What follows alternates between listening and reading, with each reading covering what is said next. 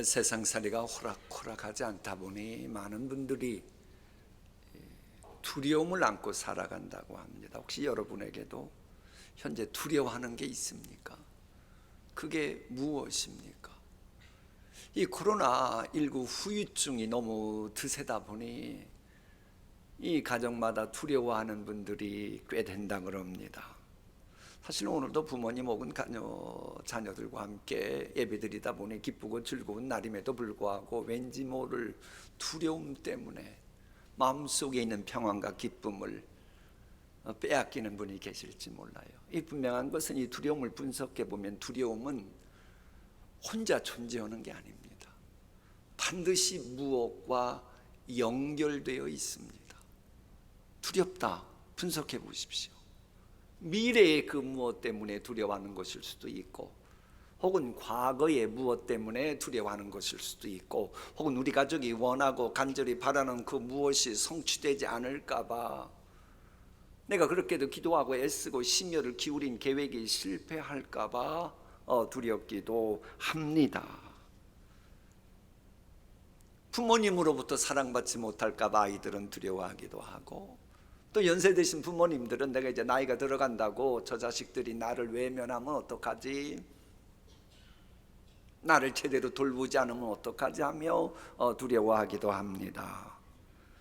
때로는 힘든 현실을 믿음으로 잘 분석까지 해석까지 했어요. 그럼에도 불구하고 과연 이 시련을 내가 잘 끝까지 버틸 수 있을까? 두려워하는 분도 있습니다. 때로는 여기저기서 벌어지는 참 석연치 않은 사건 사고를 접하다 보면 혹시 저런 일들이 우리 가정에 일어나면 어떡하나 그러면서 두려워하기도 하고, 어떤 분은요 이해감이 불길하다는 거예요. 그래서 두려워하기도 합니다. 이 두려움은 드러나는 두려움도 있고 드러나지 않는 이 두려움도 있습니다만은 분명한 것은 두려워하는 것은 하나님이 주시는 마음이 아닙니다. 함께 읽어볼까요? 하나님은 우리에게 두려워하는 마음을 주신 것이 아니라 능력과 사랑과 절제하는 마음을 주셨습니다. 내가 무엇인가를 두려워하고 있다? 그러면 나를 두렵게 만드는 무엇이 있는 것 같지요? 근데 그것은 아무런 영양가도 없는 그겁니다.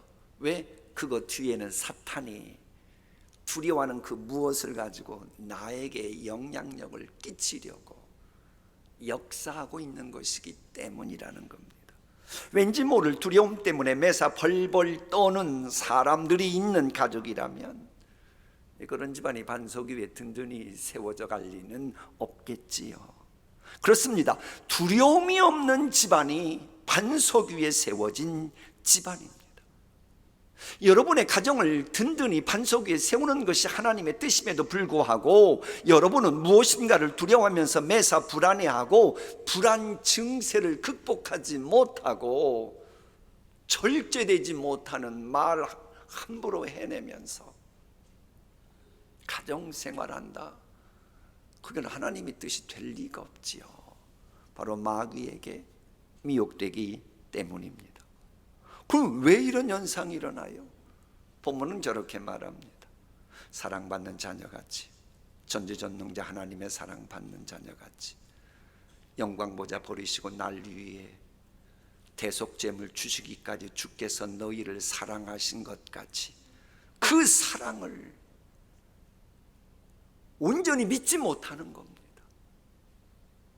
아니, 내가 두려워하는 상황과 관련해서 모든 걸 주장하시는 그분은 날 위해 죽기까지 사랑하신 그분이시다. 영원한 독생자 주시기까지 날 사랑하신 분이다. 그걸 온전히 믿어봐요. 두렵겠어요? 그럴 시간이 있으면 기도를 하지 왜 두려워하겠어요? 결국 믿음이 없기 때문에 그래요. 성경은 이렇게 말합니다.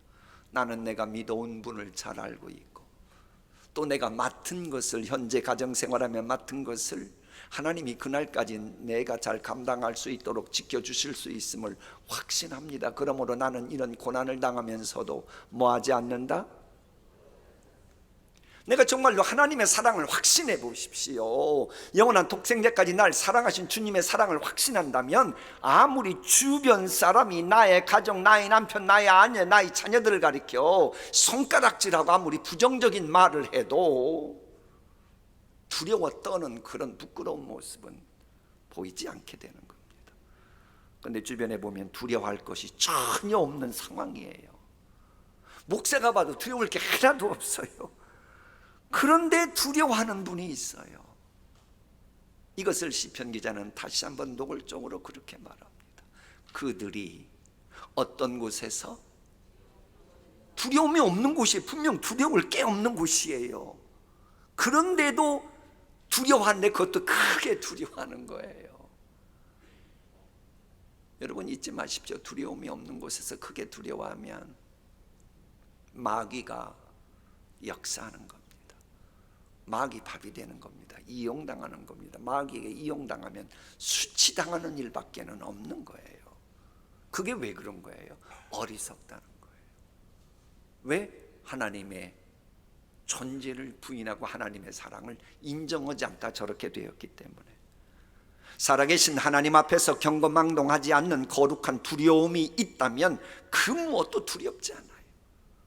그런데 하나님을 경외하는 두려움이 없으면 그때부터 내 주변 모든 게 다 두려움거리가 되도록 마귀가 역사합니다. 왜?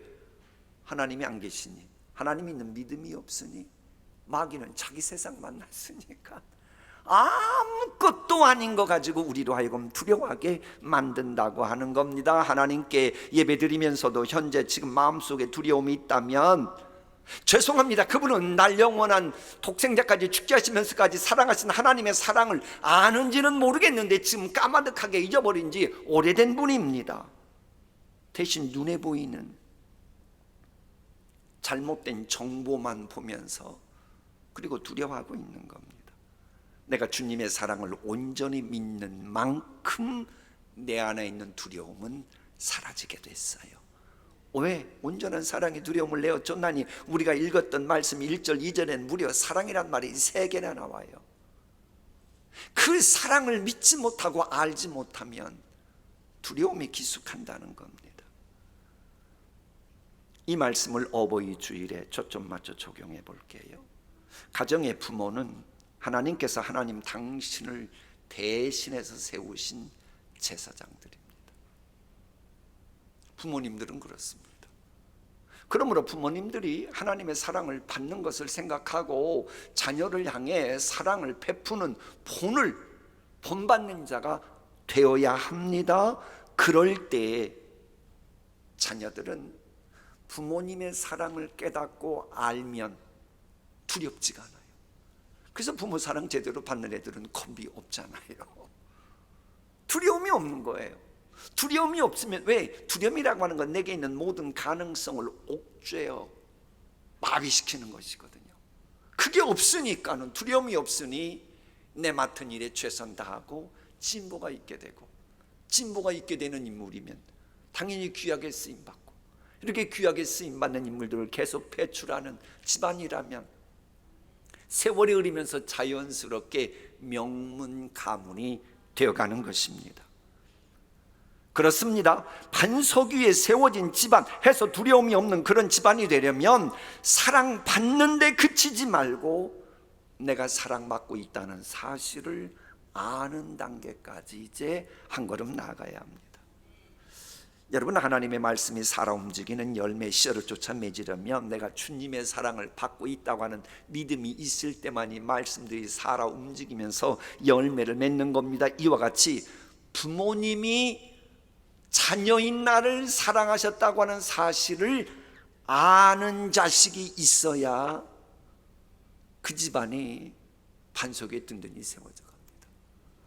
아니, 부모님이 아무리 자식 사랑해도 부모님이 날 사랑한 적 없다는 거예요. 그런 집안이 어떻게 든든히 세워가겠어요? 부모님의 사랑받는 것을 아는 것이 중요해요. 오늘이 바로 부모님의 사랑을 인정하고 깨닫는데 집중하는 날입니다. 간혹 효도하기 싫어서 부모님이 날 얼마나 사랑하셨는데 날 사랑한 게 뭐 있어요? 한번 보여봐요 하는 자식은 비열한 자식입니다. 부모님이 나를 위해 희생하셨다고 하는 걸 자꾸 외면하려는 자식들이 있는데 그건 뻔뻔한 겁니다. 아니 생각해봐요. 상식적으로 아이들이 어렸을 때 얼마나 이기적이에요. 자기만 알아요. 그런 사람이 시집가고 장가가 가지고 여러분 낳고 그렇게 희생적이고 베푸는 분이 됐으면 그 엄청난 변화 아닙니까? 왜 그걸 부정합니까? 여러분 혹시 우렁 이야기 기억하십니까? 저는 어려서 많이 들었어요. 어미 우렁은 자기 몸 안에 수십 개의 알을 낳습니다. 그리고 그 알이 부화하면 요만한 우렁이 속에 수십 개의 부화된 것들이 지 엄마 살을 파먹고 생존합니다. 그럼 요만한 그 어미 우렁의 살을 자식이 다 파먹으면 남는 게 하나 없어요. 빈 뚜껑만 돼가지고 빈 껍질만 남아서 물에 두둥실 떠내려갑니다. 그 모습을 본 새끼 우렁들은 자신들 때문에 형편없는 몰골이 되어버린 어미 우렁을 불쌍히 여기기는커녕 우리 엄마 바람 나서 나를 두고 떠나간대 그런다는 거예요. 어머니가 아버지가 기억력이 예전 같지 않다고요? 그래서 무시해요? 여러분 또래는 여러분보다 더 머리 좋았어요. 여러분 낳고 키우느라고 그렇게 된 걸 무시해요?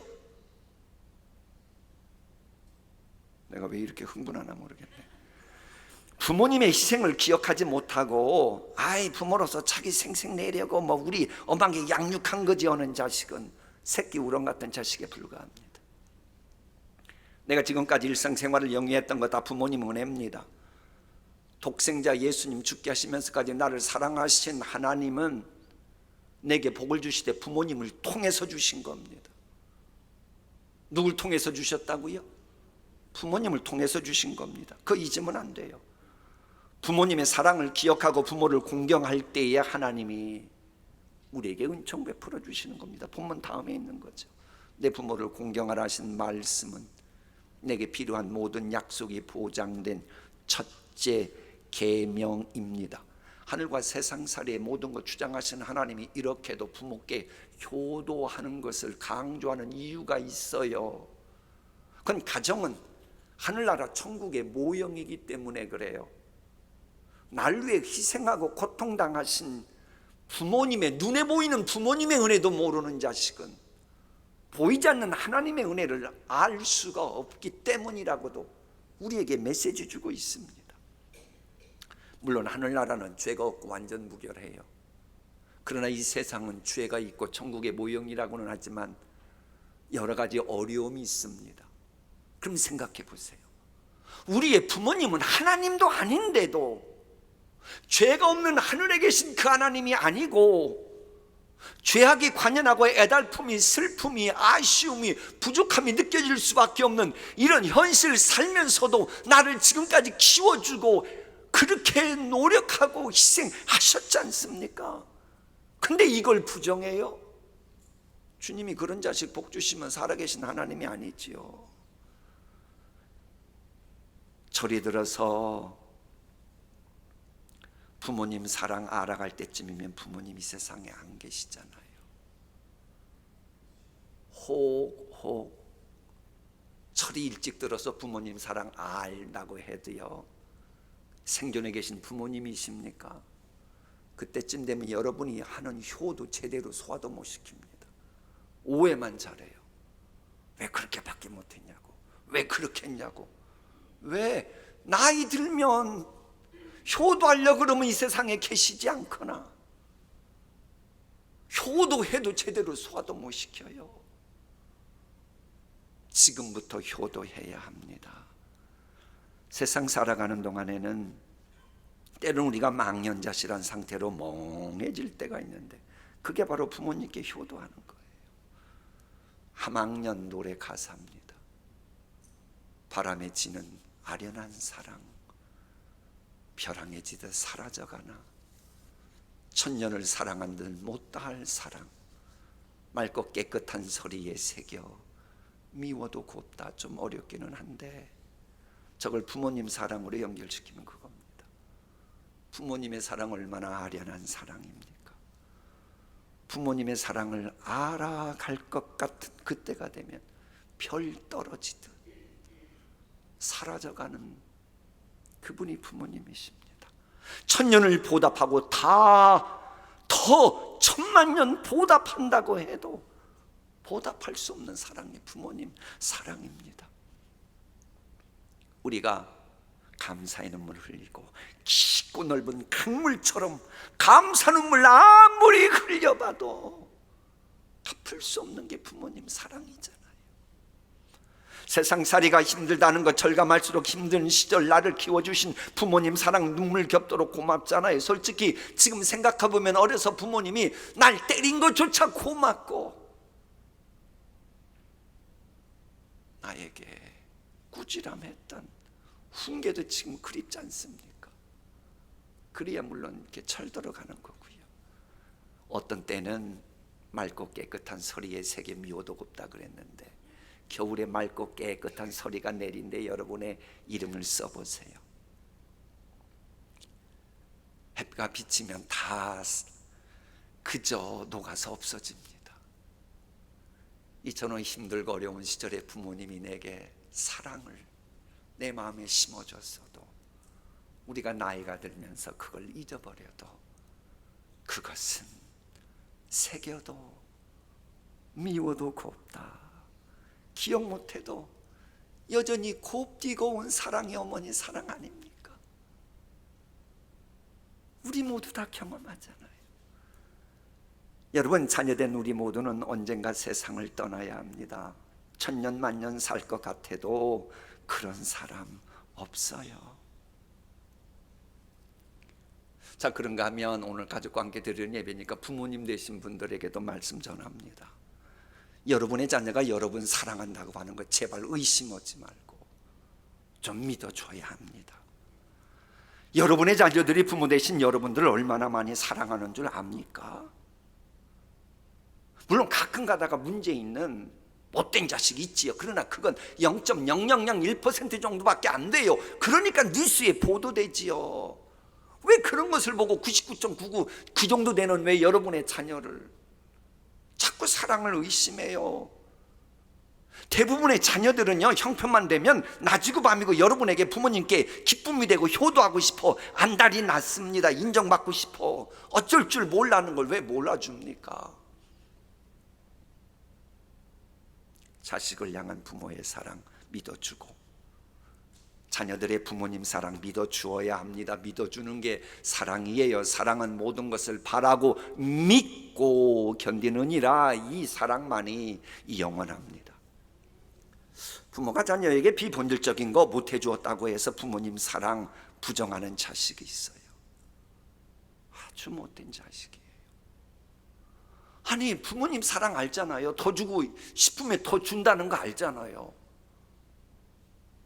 아니, 하나님이 그것밖에 못 주셔서 자식에게 그것밖에 못 준 걸 가지고 왜 부모를 향해 투덜투덜대요? 투덜투덜 대려면 하나님한테 투덜투덜 대야지. 왜 아멘들 안 해요? 안 그래요?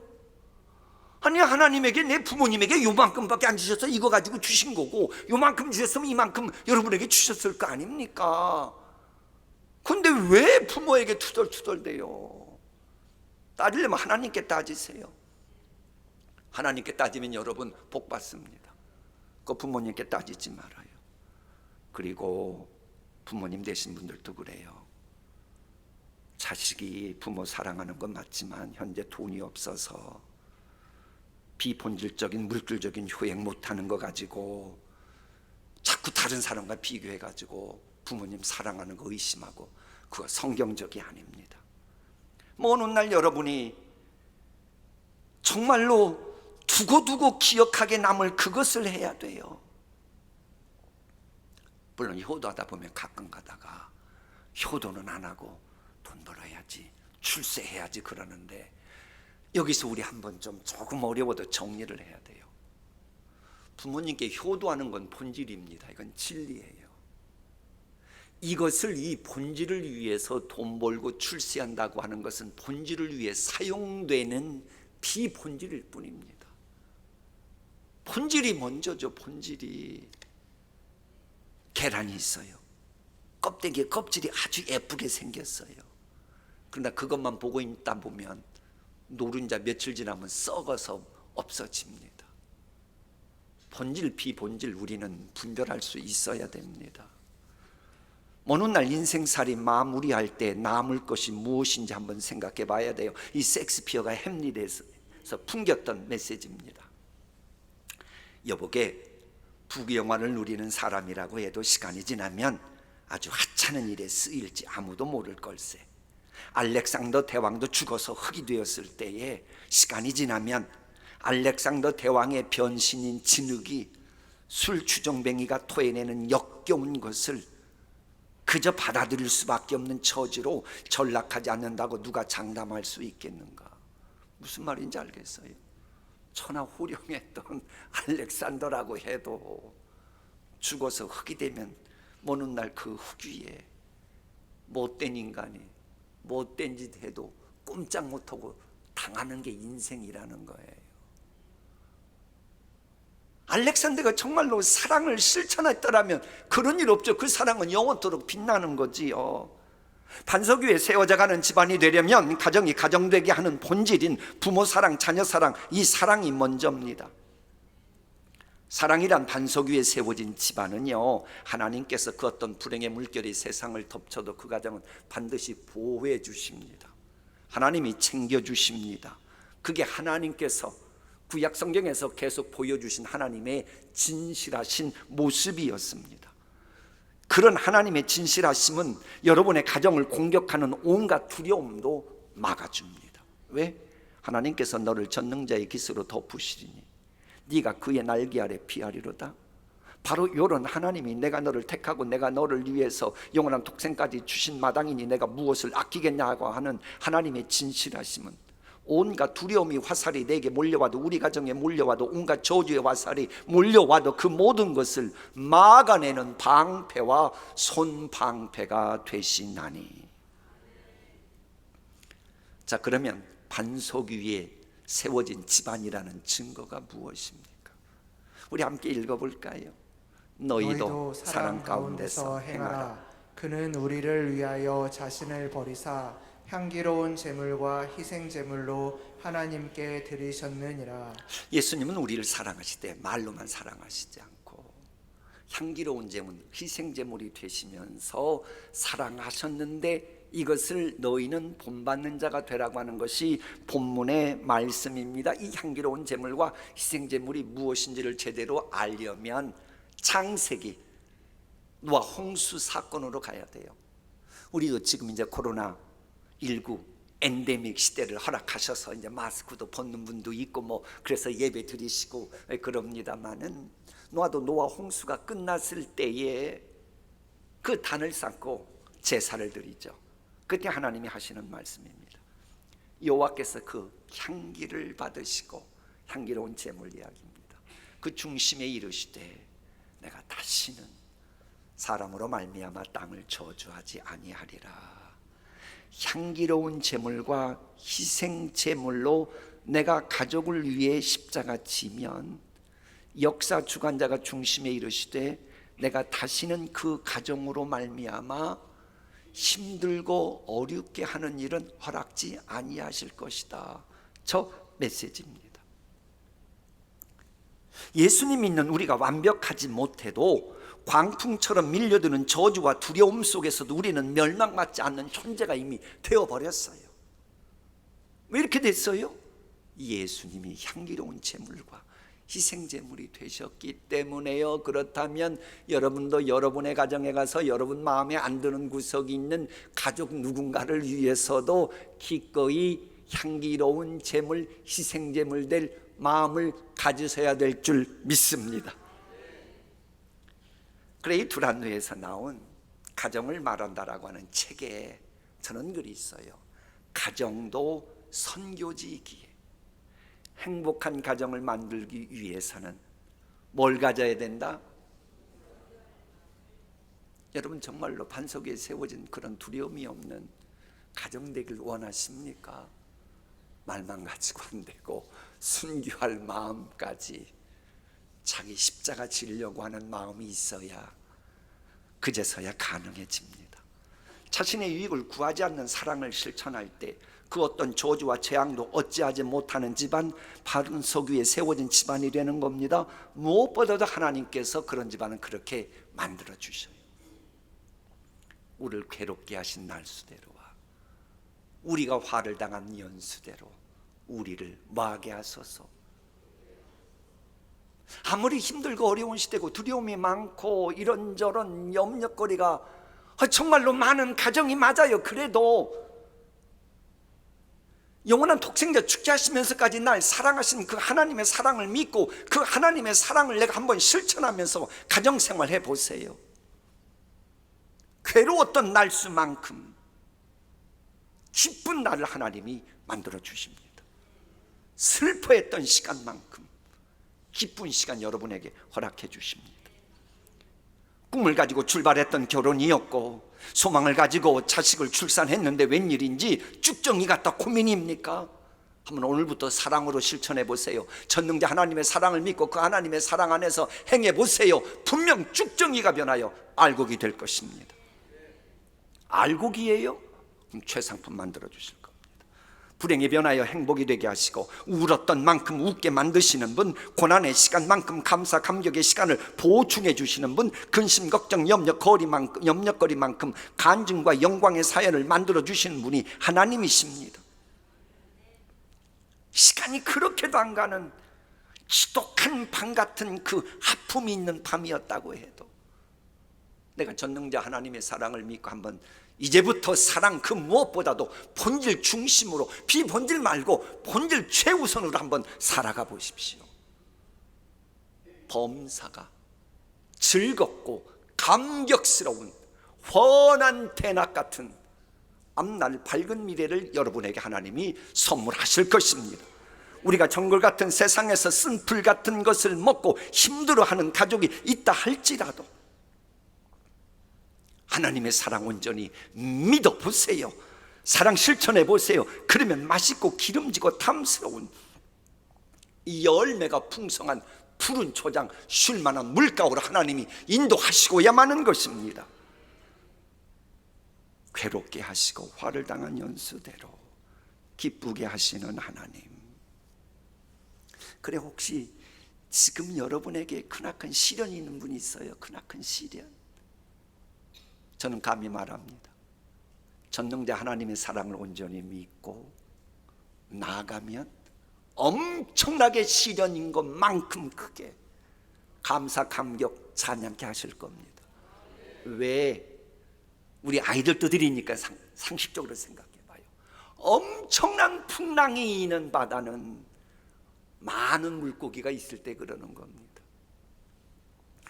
요만한 피레미들이 있는 이 연못은 아무리 풍랑이 일어나도 뭐 잔잔해요. 그러니까 여러분에게 지금 엄청난 풍랑이 욕과 같이 임했다고 해도 그건 여러분에게 지금 엄청난 간증거리를 만드실 그 내용이 지금 풍성하게 있기 때문인 거예요. 깊은 골짜기가 있다고 하는 얘기는 높은 산이 있다고 하는 거 다 아는 상식입니다. 그래, 이런 힘들고 어려운 상황도 한번 믿음의 눈을 뜨고 한번 보세요. 큰 약속의 물고기들이 기쁘고 즐겁게 유의할 헤엄칠 준비를 지금 하고 있을 겁니다. 마무리하겠습니다. 여러분의 집안은 든든하십니까? 좀 믿음으로라도 아멘 하면 안 돼요? 다시 물어야겠네. 여러분의 집안은 든든하십니까? 저 아이가 평생 반석 위에 세운 인생 될지어다. 하나님이 그걸 원하십니다. 자, 보세요. 반석 위에 세워진 그 집안은 뭐냐? 첫 번째, 두려움이 없는 집안이라 그랬어요. 둘째, 받는 사랑을 하나님의 사랑이건 부모 사랑이건 자식이 부모를 향한 사랑이건 그걸 신뢰하는 집안이 반석 위에 세워집니다. 셋째, 가족들이 가족 사랑을 위해 향기로운 제물이 되는 그런 집안이 반석 위에 세워져가는 그런 집안입니다. 여러분, 사랑이 머무는 가정은요, 세상 유행 풍조의 물결이 아무리 덮쳐도 끄떡없습니다. 괜찮습니다. 사랑의 물결이 샘솟는 가정이 되면 온갖 불행의 찌꺼기와 파멸의 바이러스가 세상살이하는 여러분 가족 누군가를 향해 가정에 묻어올지라도 그 모든 것을 사랑의 물결이 정화시키고, 그래서 가정은 결코 파괴되지 않습니다. 사랑이 있는 가정은 아무 것으로도 파괴할 수 없습니다. 하지만 사랑이 사라진 가정은 얼마든지 파괴됩니다. 사랑이 사라지면 가정에 있는 세상적인 부귀영화, 언제 어떻게 불행의 불쏘시개가 될지 모르자는 거 여러분이 아시잖아요. 그래서 뭔가 있고 그런 집안들이 더 형제 자매들끼리 싸우고 법정까지 가잖아요. 사랑이 있다면 마른 떡 한 조각만 있고도 초가지붕의 움막집에 살면서도 왕같은 행복을 맛볼 수 있습니다. 그러나 가정에 사랑이 실종되면 육선이 집에 가득한 구중궁궐이라고 할지라도 지옥이 되고 맙니다. 마른 떡 한 조각만 있고도 화목하는 것이 제육이 집에 가득하고도 다투는 것보다 나으니라. 저걸 아멘 잘 않는 분들도 있더라고요. 혹시 마른 떡 한 조각만 있는 가정 될까 봐. 저 말씀은 그게 아니에요. 늘 말씀을 보면 말씀을 주신 하나님의 뜻을 알아야 돼요. 저것은 복주고 복주라고 말씀하신 하나님은 제육이 집에 가득하고 그런 집안 되길 하나님은 여러분이 그렇게 되길 원하십니다. 그러나 우선은 화목이라는 거예요. 화목. 그래, 여러분의 가정은 하나님이 성경에 놀라운 약속, 매주마다 선포되는 말씀이 그대로 고스란히 임하고 뿌리 내리고 꽃피고 열매 맺는 가정이 되길 축복합니다. 그러면서도 최우선인 사랑, 화목한 가정 되기를 축복합니다. 기도하십니다.